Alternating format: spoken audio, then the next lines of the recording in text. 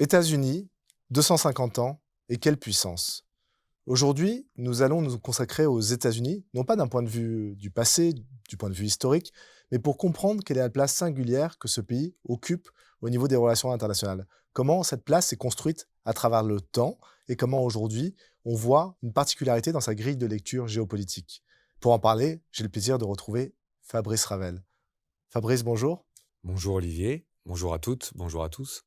Alors, il y a un mot que j'ai employé, c'est le mot singularité, particularité, et c'est justement peut-être déjà une position initiale qui est singulière, qui permet aux États-Unis d'avoir ce rôle particulier.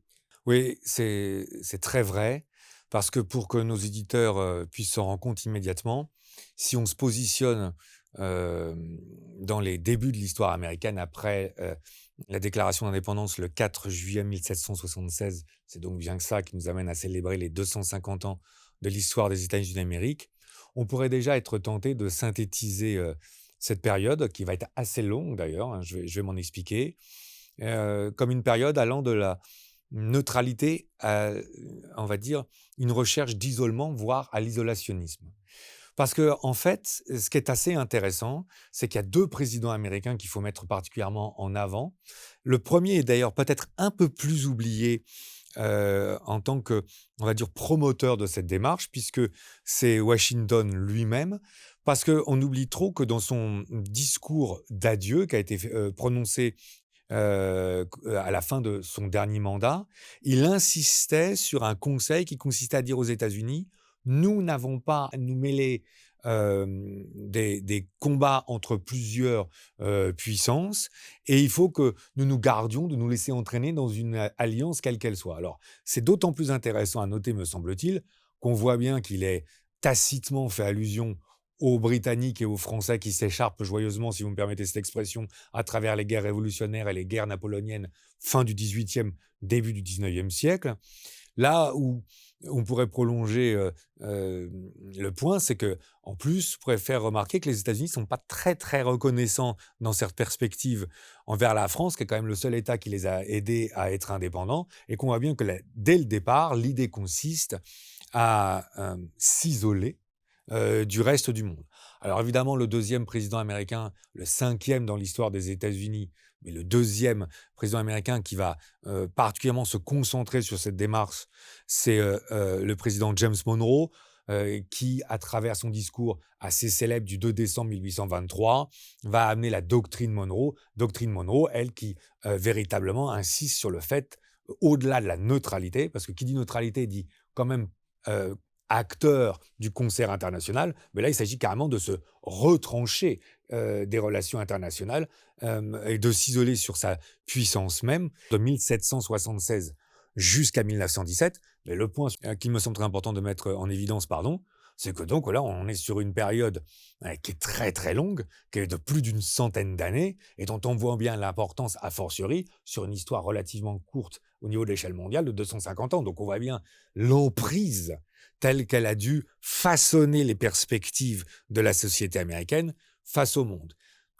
3 points me paraissent intéressants à mettre en prolongation de cette première réponse. Ces 3 points s'articulent autour d'une même dynamique. Ce choix n'a été possible, il faut quand même bien le comprendre. Ça aussi, c'est intéressant en termes de dynamique globale de la géopolitique, me semble-t-il, que parce que les conditions qui entourent les États-Unis d'Amérique vont permettre ce choix. Quelles sont ces 3 conditions qui vont permettre ce choix? D'abord, le fait que quand on regarde la carte des États-Unis encore aujourd'hui, on ne peut être que interpellé par le fait que, bah, ils n'ont pas de voisins à l'est, puisque en gros c'est l'océan Atlantique quand même, donc il faut attendre pratiquement 7000 kilomètres pour trouver quelqu'un, si vous me permettez cette formule un peu familière. De même qu'à partir du moment où ils auront atteint la côte Pacifique, ouais, il faut attendre pratiquement 8000 kilomètres pour trouver quelqu'un, donc il n'y a pas de voisins à l'est, il n'y a pas de voisins à l'ouest, et c'est déjà un cas assez atypique, donc la géographie permettait ce positionnement. Ensuite, dans la continuité, en fait, ce dont on se rend compte, c'est que, il y a une autre faveur qui semble leur être faite. Parmi les rares territoires qui les entourent, bah, il y a pas d'adversaire. Pourquoi il y a pas d'adversaire? Bah, parce qu'au nord, il y a le Canada, dont on pourrait dire de façon un peu taquine qu'ils ne peuvent pas envahir une puissance voisine parce qu'il faudrait déjà qu'ils arrivent à occuper leur propre espace. Si on prend la démographie en 1900, on se rend compte que les États-Unis, c'est déjà une population d'à peu près 76 millions d'habitants, principalement avec des apports de la population européenne. Mais le Mexique, à l'époque, c'est que 13 millions d'habitants. Donc la disparité est telle en termes de démographie qu'on voit bien que le Mexique peut difficilement être une menace par rapport aux États-Unis d'Amérique. Ce qui veut dire qu'en fait, de facto, les États-Unis sont coupés de toute adversité immédiate et que donc le choix tel qu'on l'a énoncé est possible. Et là, il y a un troisième et dernier point, c'est ce qui va permettre aux États-Unis de se concentrer sur ce qu'on appelle un front pionnier, c'est-à-dire qu'on voit bien qu'ils vont avoir de cesse, puisqu'il n'y a que 13 étoiles sur le drapeau américain au départ et 13 États, de pousser les frontières vers l'Ouest, et que non seulement c'est une possibilité qui leur est offerte, mais comme ils sont très concentrés sur cet aspect, il n'y a pas de raison objective pour eux que de pouvoir s'occuper de surcroît de l'extérieur. Donc en fait, on a bien la rencontre là, ça me paraît très très important à souligner d'emblée, entre un choix qui a été fait, délibéré, mais qui est possible de par les conditions dans lesquelles ce choix est fait. Et on voit bien que là, effectivement, on est dans une situation déjà qui nous apparaît comme totalement particulière, voire singulière. Alors, donc un choix a été effectué avec des conditions particulières et ça entraîne, la construction d'un modèle ou d'une méthodologie propre, aux États-Unis. Ce serait laquelle? On a clairement affaire à une puissance qui, en réalité, se construit à l'abri, si vous me permettez ce terme. C'est très, très frappant quand on regarde l'histoire des États-Unis d'Amérique. Et là aussi, il y a plusieurs points qu'on va pouvoir mettre en évidence et qui me paraissent, pour chacun d'entre eux, pouvoir étayer cette première impression telle qu'on la dessine. Quels sont donc ces 4 éléments sur lesquels on peut étayer la proposition telle qu'on est en train de l'esquisser? Tout d'abord, si maintenant on regarde effectivement l'historique des États-Unis d'Amérique dans un cadre de relations internationales entre le début du 19e siècle jusqu'en 1917, ce qu'on remarque, c'est qu'ils ont été très très peu préemptés ou occupés par des logiques extérieures. Il y a 2 conflits qu'on peut mettre en évidence, me semble-t-il. Alors, il y en a un premier qui est très très important, qui est celui qui va les opposer aux Britanniques. Seulement, ce qu'on peut dire, c'est que à l'issue de ce conflit, les Anglais débarquent aux États-Unis, ils battent l'armée américaine et ils prennent Washington et ils brûlent même ce qui fait office de palais présidentiel, lieu sur lequel va être reconstruite la Maison-Blanche à l'heure actuelle. Donc là, il y a en plus une symbolique qui est très très forte et j'attire votre attention sur le fait que cet élément vient compléter ce qu'on a déjà dit parce qu'on sentait bien un pays qui était méfiant vers les relations internationales et on se rend compte que là, en fait, la première expérience en tant que jeune nation, pas en tant que pays recherchant son indépendance, mais en tant que jeune nation ayant trouvé son indépendance, finalement, c'est une guerre, et une guerre à laquelle on subit une défaite militaire. J'insiste sur ce point parce que c'est un aspect sur lequel on sera amené à revenir à propos des États-Unis. C'est un cas quasi unique. Je parle de défaite militaire. Et puis alors après, il y a un autre vraiment grand événement majeur de combat, c'est entre avril et août 1898, contre l'Espagne, surtout à propos de Cuba et des Philippines. Enfin, sans vouloir être désagréable, c'est quand même une opération qui s'apparente plus à une sorte de balade militaire qu'à un conflit particulièrement difficile. Donc, à l'énoncé de ce que je suis en train de dire, ça veut dire qu'avant 1917, les États-Unis sont complètement à l'écart de tout conflit, dans une période pourtant qui a été assez riche dans ce genre de conflit. Donc, ça ne vient que surenchérir sur ce qu'on est en train de dire. Après, il y a dans le même esprit, en fait, les Américains, on évoquait le front pionnier, de toute façon, sont tellement aspirés par leur propre front intérieur et par les logiques des fronts intérieurs, c'est les guerres quand même contre tous les peuples amérindiens, que évidemment là, on est dans des logiques, en plus, ça me paraît très important à souligner, on est dans une logique totalement inégalitaire en termes de rapport de force, parce que les moyens militaires ne sont pas les mêmes, mais surtout, Olivier, parce qu'en réalité, les Américains vont s'appuyer sur le fait que les tribus amérindiennes sont très divisées les unes les autres et qu'en fait, dans l'histoire assez dramatique de ce continent dans le 19e siècle, les Amérindiens sont repoussés au fur et à mesure, puis carrément parqués, on le sait bien, sur un certain nombre de territoires. Donc les Américains sont totalement accaparés par la situation. Il y a un troisième point qui me paraît très, très significatif et qui vient renforcer encore plus ce qu'on est en train de dire, c'est que le conflit le plus meurtrier de l'histoire des États-Unis a bien lieu dans cette période, mais c'est une guerre civile. Et ça, c'est quelque chose, je trouve que c'est pareil, on ne met pas assez en évidence. Et là, cette guerre civile qui va donc durer du printemps 1861 jusqu'en 1865, aujourd'hui, on a eu l'occasion de l'évoquer quand on avait fait un rendez-vous de la géopolitique spécifiquement dédié sur les guerres civiles, rappelons-nous. Il y a des recherches qui sont en permanence faites sur ce conflit. Et aujourd'hui, la plupart des observateurs ou des chercheurs qu'on considère comme les plus pointus sur le sujet considèrent qu'on est plus sur 700 ou 750 000 morts, mais bien sur 800 à 850 000 morts. Et pour que nos auditeurs comprennent bien ce qu'on est en train de dire, je rappelle que les pertes américaines de la Deuxième Guerre mondiale, c'est 400 000. Donc là, on voit bien qu'on est vraiment dans un pays qui est complètement accaparé par son sol et par le fait d'être coupé de l'extérieur, à tel point que cette guerre de sécession, c'est d'abord et avant tout une guerre civile. Et tout ça va venir finalement se synthétiser, peut-être dans le quatrième et dernier point, dont j'ai le sentiment qu'il va plus surprendre nos auditeurs, parce que je vais passer par l'intermédiaire d'un jeu vidéo. Parce que dans les années 1990, il y a un programmateur qui s'appelle Sid Meier, qui est canadien, alors c'est intéressant parce qu'il est nord-américain, et qui crée donc un jeu vidéo qui s'appelle Civilization. Je pense que s'il y a des gamers qui nous écoutent, ils vont sourire en m'entendant évoquer ce jeu vidéo qui est connu, qui a plusieurs opus, et dont je m'empresse de dire que, en fait, l'articulation principale consiste à développer une civilisation à travers les âges, donc plusieurs millénaires avant Jésus-Christ, et à se projeter comme la plus grande civilisation, la plus grande puissance. Mais là où ça devient intéressant, c'est que tous ceux qui ont pratiqué ce jeu vidéo ont bien compris quelle est la méthode pour l'emporter. Il faut complètement s'efforcer de se mettre de côté, à l'abri, pour pouvoir mettre le curseur sur le développement technologique et sur le développement financier le plus développé possible, et pendant que les autres civilisations s'affrontent, de développer sa propre puissance pour faire en sorte que de telle manière qu'au bout de 150 ans ou 200 ans, on en ait une telle puissance technologique et financière qu'on apparaisse comme la puissance incontestable et qui ne peut plus être contestée.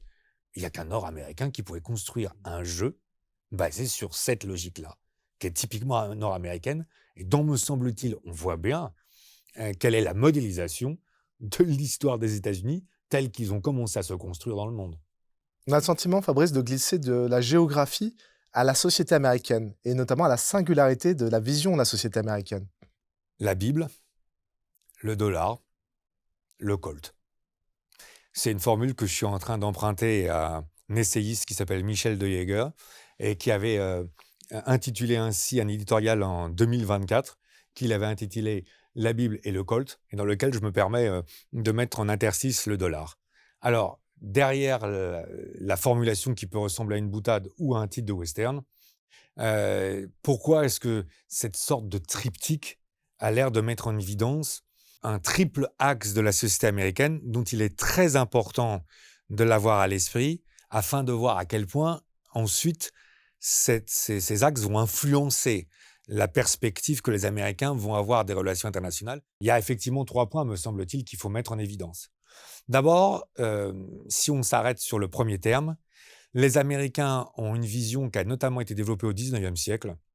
Et là, je parle bien d'un point de vue américain, je m'empresse de le souligner à nouveau, c'est que le peuple américain obéit à une destinée qui est manifeste.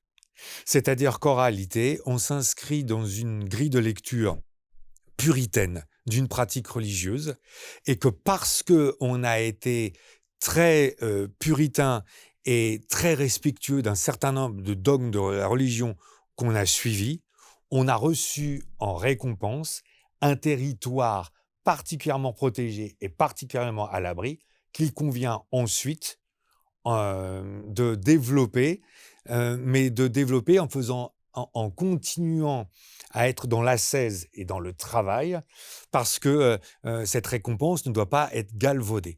Ce concept de destinée manifeste, il est très très important, parce qu'en réalité, c'est un concept d'ailleurs qui a été développé une première fois par un journaliste, John O'Sullivan, en 1845, en particulier quand il était question pour les États-Unis de récupérer le territoire du Texas. Et la citation me paraît assez importante à soumettre à nos auditeurs parce qu'il dit, je cite, «C'est notre destinée manifeste de nous déployer sur le continent que nous a confié la Providence». Donc quand on entend bien les termes, de nous déployer sur le continent que nous a confié la Providence, on voit bien que là, on est quand même dans une démarche qui est vraiment très inspirée par des logiques d'ordre religieux. Alors là où ça devient très très important à comprendre, c'est qu'après, dans un deuxième temps, pour respecter le contrat qui a été passé, de l'ordre du divin pour dire clairement les choses, il faut s'assujettir à un travail très important pour mettre en valeur ce territoire. Et là, je rappelle qu'il y a un ouvrage de Max Weber qui doit nous venir spontanément à l'esprit, parce qu'en réalité, c'est l'éthique protestante et l'esprit capitaliste, où on voit bien que dans le travail, il montre bien une singularité de la démarche protestante par rapport au capitalisme et à la mise en valeur d'un territoire. Et puis alors, il y a un troisième point qui me paraît aussi très très important, c'est qu'ensuite, de par l'importance de cette mission, non seulement on a le droit, mais on a même le devoir de le défendre par la force, et y compris par l'usage des armes à feu ou de la force militaire. Et là, on voit bien qu'on touche à un paradoxe. Parce que dans la continuité de mes propos précédents, on voit bien que ça va amener quand même les États-Unis d'Amérique à rentrer en guerre perpétuelle, c'est les guerres indiennes, et à repousser non seulement les tribus amérindiennes, mais même à être en combat de façon très importante avec le Mexique, auquel les États-Unis vont prendre quand même beaucoup de territoire. Et là, en fait, il y a une sorte de justification qui consiste à dire que les États-Unis y ont le droit parce que c'est eux qui sauront le mieux, de par la mission spéciale dans laquelle ils sont redevables et ils sont l'incarnation, ils sont dans la possibilité, en réalité, que d'utiliser la force pour mieux défendre ce droit. Ça, c'est très, très important. On voit donc bien là qu'on est dans une perspective totalement moraliste de la société américaine et il n'est pas possible que dans un tel contexte géographique, avec un tel début historique et une telle grille de lecture sociologique, si vous m'autorisez ce terme, il n'y ait pas des conséquences sur une perception très particulière de la géopolitique et des relations internationales. Justement, venons-y. Quelle est la grille de lecture géopolitique des États-Unis? Elle est moralisatrice. Et là, il y a un président des États-Unis qui incarne en particulier cette grille de lecture qui est totalement singulière pour les États-Unis d'Amérique. C'est bien sûr Woodrow Wilson et ses fameux 14 points. Et là, avant que de rentrer peut-être un peu plus dans les détails, je pense qu'il s'agit d'emblée de prévenir nos auditeurs sur une tentation qui peut toutes et tous nous saisir, parce qu'il est évident qu'on peut avoir une sorte d'a priori ou un préconçu assez favorable sur l'idée qui consisterait à organiser des relations internationales et à atteindre la paix par le droit. La remarque qu'on pourrait faire, c'est qu'une telle vision, formulons-le peut-être sous un angle interrogatif, s'inscrit-elle véritablement dans la logique naturelle des relations internationales? C'est ça aussi la question. C'est-à-dire qu'en réalité, à force d'avoir construit quelque chose quand on était protégé à l'abri des relations internationales, n'a-t-on pas conçu une logique qui finalement, sous un angle moralisateur, est certes beau en termes d'idéal, mais inatteignable d'un point de vue concret? Parce que, en fait, ce qui est intéressant, c'est que Keynes dira d'ailleurs que Woodrow Wilson est emmuré, je cite, dans un profil théologique. C'est intéressant le terme de théologique, parce qu'on voit bien qu'il nous renvoie à tous les termes qu'on évoquait précédemment. Quant au biographe de Woodrow Wilson, c'est assez aussi interpellant que de voir que l'intitulé de l'ouvrage qu'il lui consacre, c'est Wilson, un croisé à la Maison-Blanche. Donc en fait, quand on on entend ce titre, on comprend bien qu'on a affaire à quelqu'un qui est dans une posture presque, comment dire, religieuse et pas diplomatique. Et il y a un Américain qui avait compris ça en particulier, c'est Henry Kissinger. Parce que quand on reprend l'introduction de son ouvrage majeur, et pourquoi suis-je en train d'évoquer cet ouvrage? Parce que dans les premiers chapitres, il est justement en train d'expliquer qu'il y a deux grilles de lecture aux États-Unis, parce qu'il y a celle-là qui est spontanée, mais après, il y a un courant qui va plutôt chercher à à amenuiser cette première dynamique, voire à essayer de mettre en avant des contre-feux, parce qu'ils considèrent que ça nous amène à des erreurs monumentales. Pour dire clairement les choses, difficile de faire la paix avec quelqu'un qu'on considère non pas comme un adversaire, mais comme le mal absolu. C'est bien ça le titre de croisée, en fait. Et quand on regarde la vie et les concepts de Kissinger, là, il y a deux biographes qui ne sont pas inintéressants. Parce que Jérémy Gallon, dans cette première biographie qui s'appelle Kissinger, l'Européen, c'est ça le sous-entendu du titre, en fait. C'est qu'on sait bien que par ses origines et par le début de sa vie, il vient d'Europe, que donc il a une grille de lecture qui est beaucoup plus classique. D'ailleurs, il fera sa thèse et il développera des logiques dans ses ouvrages autour notamment de Metternich, qui est quand même la quintessence de l'équilibre dans le rapport de force après le Congrès de Vienne. Donc on voit bien que c'est complètement étranger à la grille de lecture spontanée des États-Unis.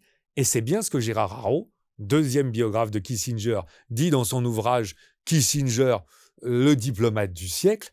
Et c'est même intéressant parce que, page 18, dans les prémices de son ouvrage, il dit « ça, c'est ce que les Américains ne peuvent pas accepter ». Parce qu'en fait, il, sous-entendu Kissinger, ne souhaite pas ou ne s'évertue pas à la, sous-entendu, puissance ou maîtrise géopolitique, l'enfermer dans une grille de lecture religieuse ou théologique. Et en fait, de poursuivre, en fait, ils aiment voir l'histoire à travers la lutte du bien contre le mal. C'est exactement ça. Mais alors ça, c'est une grille de lecture qui est très particulière et dont on voit bien qu'elle singularise totalement les États-Unis, d'un point de départ qui est une construction autour d'un souhait politique autorisé par une géographie, prolongé par une construction sociologique et des aspirations sociologiques, qui ensuite se projettent dans une interprétation des relations internationales qu'il est d'autant plus facile de faire qu'on ne les a pas véritablement rencontrées de façon concrète dans les 100 premières années de son existence. Là, j'imagine qu'en découle une nature de la puissance géopolitique américaine. Une notion de puissance est cruciale. On était revenu là-dessus lors d'une séance des rendez-vous de la géopolitique. Alors, quelle serait la nature de cette puissance américaine? C'est une puissance macroéconomique par essence. Alors là, pour être totalement transparent, Olivier, on est confronté à un grand nombre de difficultés. Et je vais me forcer de rester synthétique parce qu'il faut bien d'abord qu'on commence par s'accorder sur qu'est-ce que ça veut dire une puissance macroéconomique. Parce que là, il y a deux confusions que je ne ferai qu'énoncer, si vous voulez bien, parce que leur prolongement nécessiterait des séances de géopolitique à elles seules. Mais là, il y a deux confusions qu'il faut éviter. Il ne s'agit pas, quand on qualifie par essence une puissance, il ne s'agit pas de confondre avec les étapes telles qu'un État ou qu'une nation ou qu'une civilisation peut rencontrer dans son histoire. Je pense notamment à la trilogie qui est mise en place par Paul Kennedy dans Naissance et déclin des grandes puissances, où on voit bien que toute puissance commence par se développer d'un point de vue macroéconomique, puis connaît une assise quand elle a une dimension politique, et sur le déclin quand elle a besoin de faire appel à l'outil militaire pour appuyer son assise politique. Mais là, il ne s'agit pas de ça. Il s'agit structurellement, sociologiquement, de voir par essence quel est le réflexe ou le conditionnement d'une société. C'est d'ailleurs pas un jugement, c'est le fait de rechercher. Je donne un contre-exemple. Sparte, le Japon des samouraïs ou la Prusse, c'est des sociétés militaires, par essence. Ça ne veut pas dire pour ça, deuxième méfiance ou deuxième contresens à éviter, que ces sociétés ne peuvent pas ponctuellement, par choix tactique, voire même stratégique, à un moment, se mettre dans des périodes, des décennies, de se mettre dans des logiques qui seraient plus économiques, militaires ou politiques. Donc là, j'insiste véritablement sur ce distinguo. Il ne s'agit pas ni de se mettre dans la trilogie de Paul Kennedy, en termes d'évolution dans l'histoire, ni dans un choix stratégique, mais de voir structurellement, essentiellement, quelle est la nature profonde de la puissance américaine. Elle est macroéconomique. Parce que si on y regarde bien, en fait, les États-Unis n'utilisent pas la macroéconomie pour atteindre des objectifs politiques. C'est intéressant dans la perspective de séances qu'on a fait sur Clausewitz ou Alexandre Jevedzin, ils utilisent la politique et même la stratégie militaire pour atteindre des objectifs macroéconomiques. Et là, quand on dit ça, Finalement, je pense que ça nous donne une clé de lecture sur notamment les conflits militaires dans lesquels se sont retrouvés les États-Unis. Pourquoi? Parce que si on est objectif, il y a 2 ou 3 éléments qui doivent nous apparaître spontanément. D'abord, peut-être ceux qui concernent les 2 guerres mondiales. Parce que si on est trop bref, on peut s'arrêter sur le fait de dire: «Bon, les Américains ont remporté les 2 guerres mondiales», ce qui est un fait objectif. Après, peut-être faut-il, mieux en percevoir la spécificité, rentrer un peu plus dans les détails, si vous le voulez bien. Parce que la difficulté, c'est que les États-Unis ont effectivement été un acteur essentiel de la victoire des Alliés en 17-18. Là, je m'inscris en faux contre un certain nombre de grilles de lecture d'historiens français qui consistent à dire l'apport américain a été moindre parce que les pertes américaines sont très faibles par rapport à l'ensemble des pertes françaises et britanniques. Factuellement, c'est vrai. Sauf que comme on est dans une guerre d'épuisement ou d'attrition et qu'on est en 1918, quand bien même l'apport américain n'est pas à la hauteur des pertes franco-britanniques, c'est celui-là qui va être décisif parce que l'armée allemande est tout aussi épuisée. Donc les Américains sont décisifs, même si l'apport militaire reste modéré, mais il permet de s'affranchir de l'adversaire.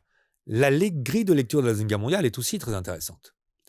Parce que là, d'abord, le fait intangible, c'est que l'apport premier des États-Unis d'Amérique, c'est la puissance industrielle qui va leur permettre de mettre non seulement à leur propre service, mais au service des Alliés, une puissance matérielle en termes d'avions, de barges de débarquement, de construction de flotte. Je donne toujours cet exemple. Ne jamais oublier qu'après Pearl Harbor, le 7 décembre 1941, les Américains sont capables de mettre une flotte de combat en Normandie le 6 juin 1944 de plus de 1000 navires, mais qu'en même temps, ils sont capables de déployer une flotte à l'effectif identique dans le Pacifique. Donc là, on sent bien que ce qu'on est en train de dire là, de même qu'il y a toutes les lois pré-bail qui vont alimenter l'Union soviétique, même si l'Union soviétique n'aimera pas beaucoup qu'on remette ça en avant. Et donc, on pourrait multiplier les chiffres. Mais par contre, il y a un autre élément qu'on peut aussi mettre en perspective. C'est celui qu'on a commencé à évoquer tout à l'heure. 400 000 morts, oui, mais les Russes, c'est 20 millions. Et je m'arrête un instant parce que le chiffre, chaque fois que je le dis ou chaque fois que je le relis, je le trouve saisissant, en fait. Dans la Grande Guerre patriotique, si on regarde plusieurs observateurs et qu'on conjugue les pertes civiles et militaires, c'est 20 millions. Donc 400 000, 20 millions. Là, on n'est pas du tout on n'est même plus dans des échelles de grandeur comparables, en fait. Donc, qu'est-ce qu'on est en train de mettre en évidence? Les Américains ont gagné, mais pas tout seuls. Et ça, c'est intéressant. Parce qu'après, quand on regarde la suite, Corée 50-53, Vietnam 55-75, 74-75, 2 interventions en Irak, 20 ans en Afghanistan, ce dont on se rend compte, c'est que ce n'est pas des victoires. C'est plutôt des retraites. Donc on se retrouve face à une puissance, finalement, qui nous avait amené à faire une séance, souvenons-nous, dans laquelle on avait formulé une problématique qui d'ailleurs avait choqué un certain nombre de commentateurs qui nous avaient envoyé des messages. Les Américains perdent-ils à la guerre? Et ça ne fait que renforcer le sentiment, on dit attention, on a affaire à une puissance macroéconomique. La vocation n'est pas d'être une puissance militaire.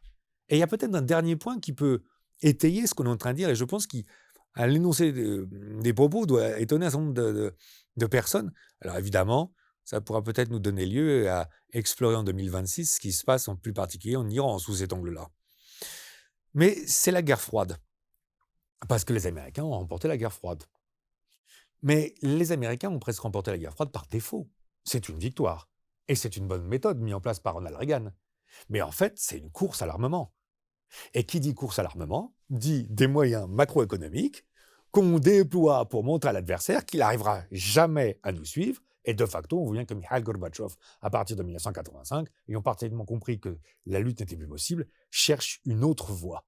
Donc en fait, ce qu'on est en train de mettre en évidence, c'est qu'on a bien affaire à une puissance d'essence macroéconomique et dont on voit bien que les racines sont tirées de tout ce qu'on a dit précédemment, ce qui nous emmène définitivement sur une singularité vraiment prononcée en géopolitique.